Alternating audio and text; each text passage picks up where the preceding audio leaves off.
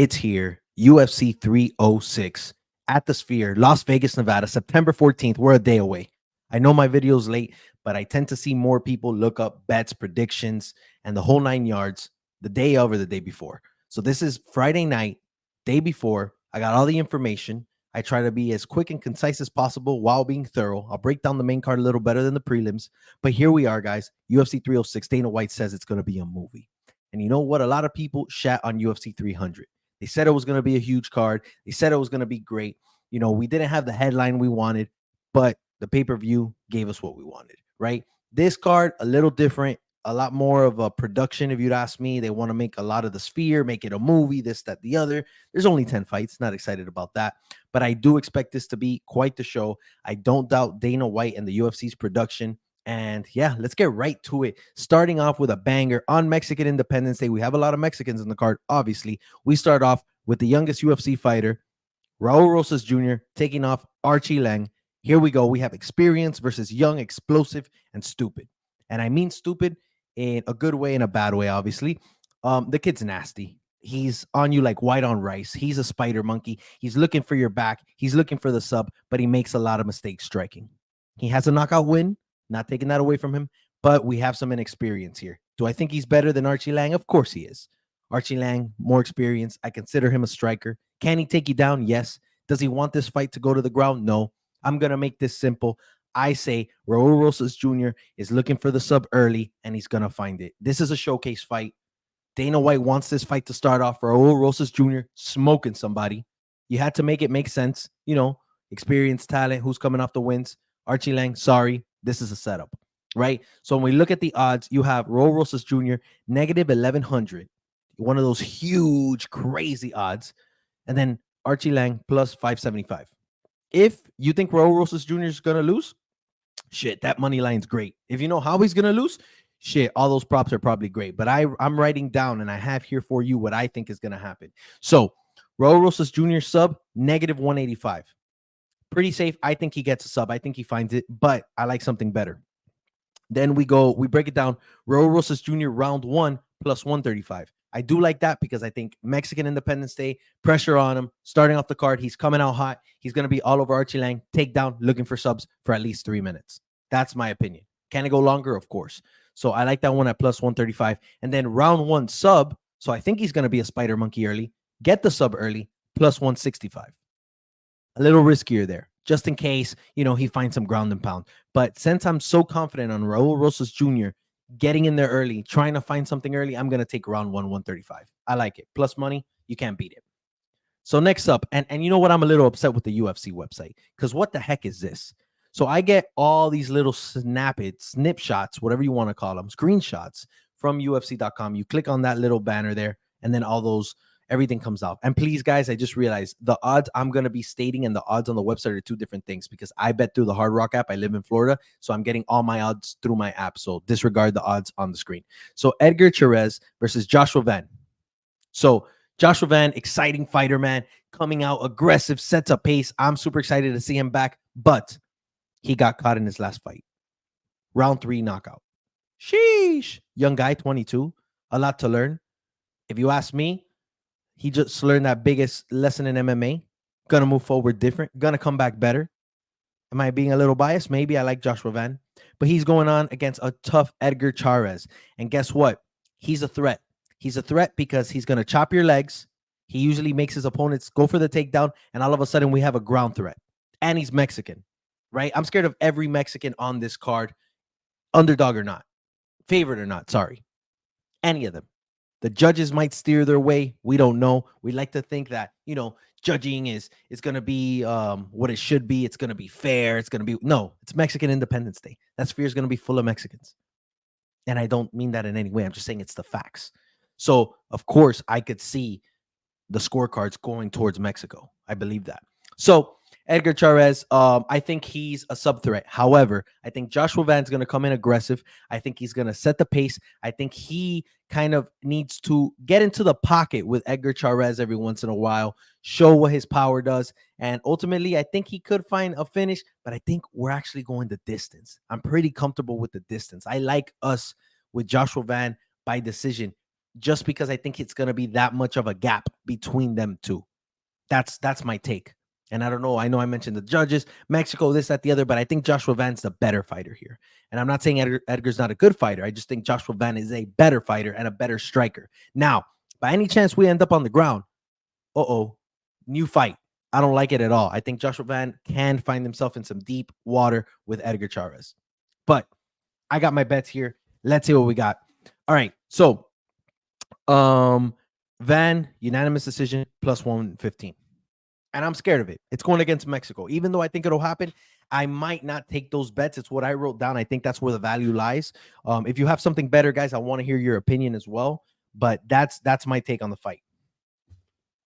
All right, Yazmin Jauregui and Ketlen Souza, sorry. And sorry for those pronunciations. That Jauregui always gets me. And we get our stats again. So, guys, simple breakdown here. I got to be honest with you.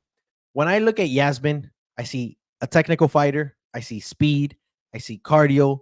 I see a lot of different things that I don't see in Ketlen Souza. Souza, I look at her, overhand right.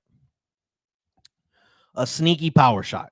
That's what I see. And I cannot put my money on a sneaky power shot. Yazmin's also from Mexico. I think this is almost a setup. However, I can't see Souza finding that at any time. Female fight, I don't expect to finish, but it's there. It's something to think about. Now, when we break it down, everything in these fights, if you watch film, if you break down stats, Yazmin is the better fighter. When we have a situation like this, I'm not hoping for this knockout. I'm not betting on this knockout. I'm not going for the underdog money line. No, I'm going to go with Yazmin. However, Yazmin at this moment is a negative 550 favorite. Souza's plus 375. If you think she's going to get that finish, which I think it's a possibility, I don't really lean towards it. It's not one of those like, if you tell me Jessica Andrade was fighting, I'm like, okay, I'm really leaning towards that. Souza, I'm not. So Souza by knockout or TKO plus 1300. So sprinkle something on, I get it. I'm not putting a unit, half a unit if I'm drunk. That's the type of thing I'm thinking. Yazmin by unanimous decision, negative 165.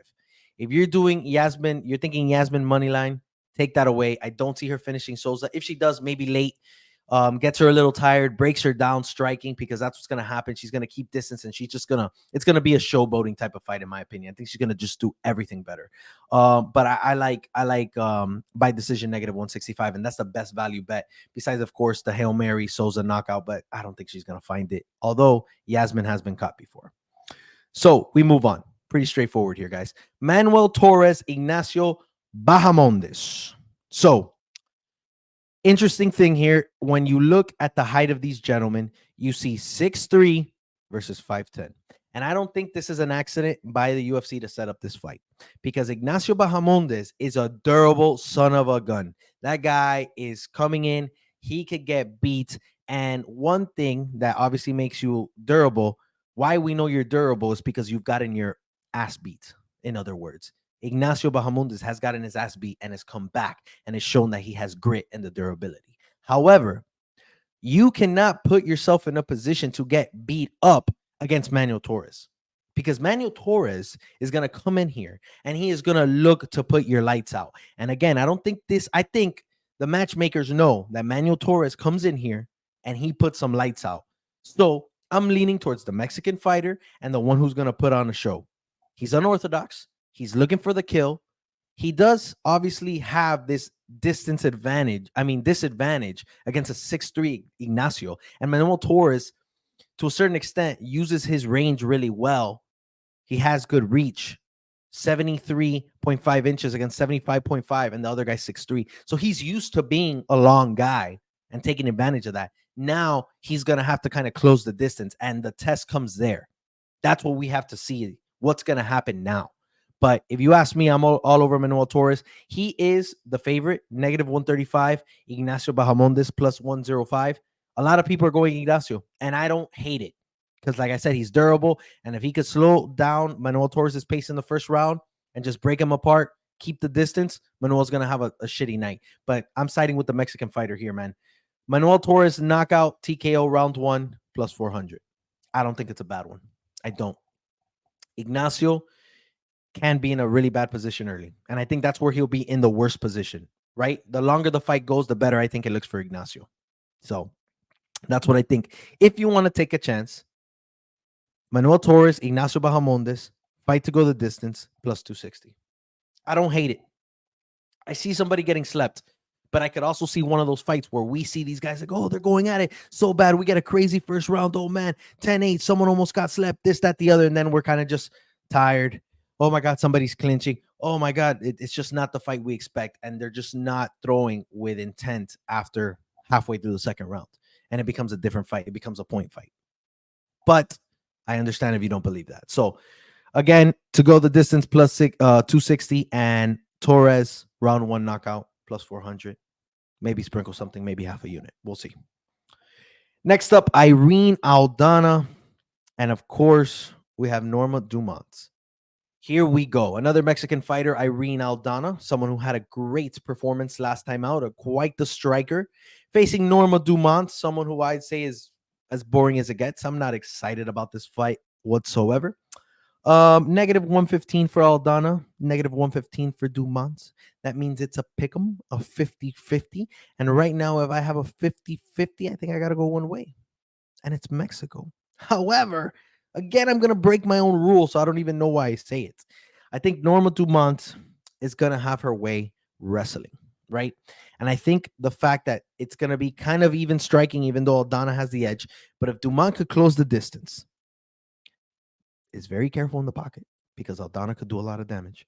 But if Dumont is able to, fight outside, quickly close the distance, take her up against the cage, work on the cage for a minute, get separated, work on the cage for a minute, finally get a late takedown, hold her for a minute.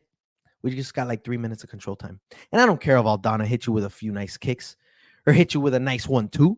I don't care. I don't care if she has 10 significant strikes because I know Norma Dumont is going to control Aldana. And Aldana's takedown defense is super sus. So I gave her a lot of credit being in the clinch for 2 minutes because I don't even think we're going to be in the clinch for 2 minutes. I think Dumont's going to come out. She's going to apply the pressure. She's going to take down Aldana. Now, going against a Mexican fighter, again, tough. I know a few people may be putting down a Mexican parlay and Aldana's on it. I'm not about it. I might stay away from this fight. But if I do bet, I think Dumont via decision plus 125 is kind of pretty. I don't see a finish here. I do see a dogfight. But ultimately, I'm going to go with the grappler here. I think it's going to be more work from the grappler. I think Aldana can have bigger moments. But I'm going with my gut. My gut says Dumont, and I'm going with it. We're doing it. All right. Ronaldo Rodriguez, Ode Osbourne. This is a fun fight. This is a fun fight. And the reason Ronaldo Rodriguez is here opening a card, I mean, he's Mexican. Really fun press conference yesterday, talking crazy. If you speak Spanish, you could see that the translator was completely off. He was saying some reckless stuff. I loved it. The crowd loved it. It was electric. Ode Osbourne, fun guy. I'm going to consider him more of a striker. Rodriguez more the grappler. I'm going to say this. Ode Osbourne is a dangerous guy. I don't feel comfortable with Ronaldo striking against him. A lot of these Mexican fighters are durable. But Rodriguez could fight off of his back. Rodriguez could find the sub. And it just so happens that Ode Osbourne has lost his last 2 fights by what's that? By submission, ladies and gentlemen. So another, I think, plot from the matchmakers to give us a quick boom finish. Ode Osbourne, I don't think, like I said, he can be dangerous. He's coming in as a plus 120 underdog. I do see value there. I do. I could understand if you're leaning Osbourne here. But again, now I'm going with the Mexican fighter, the one who could come in with the submissions. You have his opponent who has issues with submission defense. I'm giving it to him. So Rodriguez by submission plus 300. I love it. I'm putting on a unit. That's 1 unit. I didn't even write down if I was doing a unit. I'm doing a unit. 1 unit, not a half, 1 whole unit. It is what it is. Let me know what you think. Daniel Zellhuber. I don't know where Zellhuber came. Zellhuber. Again, Esteban Ribovics. All right, guys. Fight of the night. Fight of the night. What do you want? What do you want me to tell you? Daniel Zellhuber coming in as a negative 230. Esteban Ribovics plus 175. We have a technician, and we have a guy who's going to absolutely suffocate you. This guy is basically putting a bag over your head. However, what can fight someone like that? It's someone who could fight walking backwards. It's someone who's technical. It's someone who's going to use their jab. And that's what Daniel Zellhuber is going to do. And the guy's dangerous in general. Striking, he's dangerous, but he's technical. And you're not going to out technical him. You got to be aggressive. You got to push a pace. You got to be a little unorthodox. And I think Esteban Ribovics is a perfect matchup to do that. I think he could get it done. And honestly, siding against another Mexican, so I'm making some weird decisions here. A lot of people are going to be like, what are you doing? A lot of these fights are set up for Mexico purposely. But a lot of them are real fun. A lot of them are real close. And to me, this is as good as a pick'em. This is as good as a pick'em because Esteban Ribovics is going to push a pace that Zellhuber has to realize and adjust to very quickly. If not, things are going to go south. And again, the more technical fighter, hands down, Daniel. Bigger fighter, Daniel. So as a striker, why not go Daniel? I'm not against it. Moneyline Daniel looks nice. I like that. But something is telling me that Esteban Ribovics is going to come in, going to push a pace he cannot handle. He's going to freaking, again, throw a bag over his head. He's going to feel suffocated. He's going to take him to the deep depths of the ocean, and he's going to win. So let's take a look. Here, best value, I went straight money line. Esteban money line, plus 175. Probably putting a unit there too. I look for value, man. And I say that. My picks and predictions are not the same thing as my bets. And it's very important for someone to realize that. Very important. It's not the same thing. You're a good gambler. You're not just going, oh, I'm going with the guy I think is going to win. Because a lot of times there's no value. What if you think Raul Rosas Jr. is going to win? You're going to spend $1,100 to make $100? Hell no, you're not going to risk that. Makes no sense. Woo! Sorry about that. That probably hurt. Brian Ortega, plus 150. Diego Lopes, negative 195. I put it my bet about a week ago. Diego Lopes, by knockout or TKO, plus 300. To me, that is a steal. That is a freaking steal. Listen, I like Brian Ortega. I think as an MMA fan, it's hard not to like Brian Ortega. Great Brazilian jiu-jitsu. Very uncomfortable body. I don't know what the heck he's doing. I think he has low T. I got to be honest with you. No reason for someone to work so hard, be an MMA fighter, have the nutrition, have the training, and come out with that zesty photo. I got to find it. Maybe I'll post it. Looking weird. While Diego Lopes over there looks like he's on tren daily, 2 doses. Like the difference between these guys' physiques and their physical shape is incredible. However, that doesn't change the fact that Brian Ortega is a threat and a problem and could find a sub or just be durable and do something late like he did with Yair Rodriguez. But let's be frank. Let's look at this. Brian Ortega is a more experienced fighter. He's the older fighter, having a real tough time with the top 5 of the division, even though he's fought the best of the best. Yeah, he beat Yair Rodriguez. Had quite the layoff. I believe in ring rust. He looked like poop throughout that fight. He found the finish, but he looked bad. And then we have the up-and-comer, Diego Lopes, younger, hungry, finding finishes, just beat Dan Ige. He was ready to kill Brian Ortega a couple months ago. Come in against Sadiq Youssef, puts him out in the first round. I mean, Diego Lopes, for me, is a future champion. So you know where I'm going with this. Diego Lopes is the winner of this fight. And I love Diego Lopes' money line, even at that, negative 195. I'm throwing Diego Lopes in a parlay because I do not see a world where Brian Ortega beats Diego Lopes, especially at both of their points in this career, both points in their career right now. Diego Lopes can get into the Brazilian Jiu-Jitsu world. Brian Ortega doesn't have that serious threat against him. Can they roll? Can it be challenging? Can people be looking for subs? Absolutely. Do they find it? I don't think so. Of course, it could happen. I don't think this is a submission party here. I don't think this is a grappling party. So what does that lead me to believe? We're going to see a lot of striking. I believe we're going to see a lot of striking. And who wins the striking battle here? Oh, Brian Ortega is durable. Oh, nice. Okay, so Diego Lopes breaks his hand on his face. That's the best case scenario. Best case scenario. Yair Rodriguez dropped him. And people say, oh, Yair Rodriguez, better striker than Diego Lopes. Maybe, sure, yeah, okay. But Diego Lopes is a young up-and-comer who's unorthodox, coming in with power. And the only thing I'll say about him that I'm a little concerned about because of Brian Ortega's experience is Diego Lopes coming in and maybe making a bad decision when he comes in, flurry of punches, trying to close the distance quickly. Boom, boom, boom, boom, boom. Throws like 6 punches in 2 seconds. I'm a little scared there because he gets a little wild, and maybe Brian Ortega sees something we don't. He's experienced, but Brian Ortega, to me, is a bit overrated. I'll say it. The thing that keeps this guy relevant is that he's so durable and has been kept alive in some wars, even with Volk. So I give him the respect, but he's a little overrated. I like Diego Lopes, knockout, TKO plus 300. That's my breakdown. It is what it is, guys. It is what it is. So next up, Alexa Grasso versus Valentina Shevchenko. Listen, Grasso won the first fight, found the sub, impressive, caught our eyes. Valentina Shevchenko was just on a tear. You know who she was who she was. She's getting a little older, Valentina. Alexa Grasso looks like she's in her prime. Second fight comes around. That draw, I don't agree with it.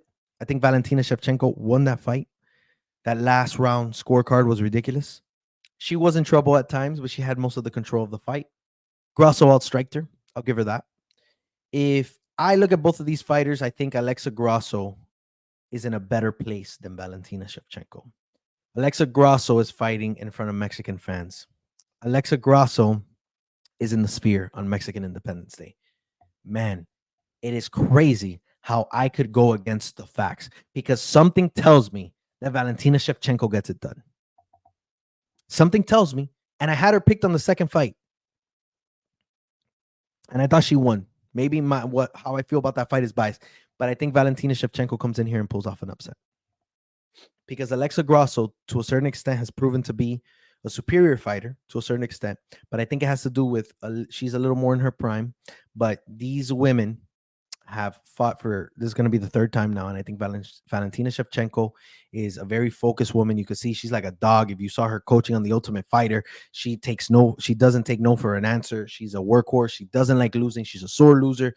I think she's coming in for a kill, man. And again, I don't think this fight is going to go to decision.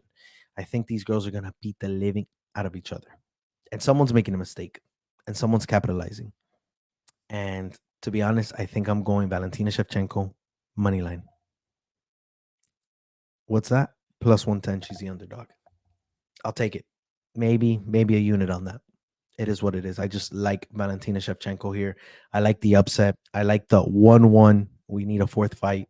I think it happens. And I think that's what's going to abrupt, cause the freaking scene at the Sphere. Make this a memorable night. Mexican champion loses belt on Mexican Independence Day. I think that'd be nuts. That's a storyline.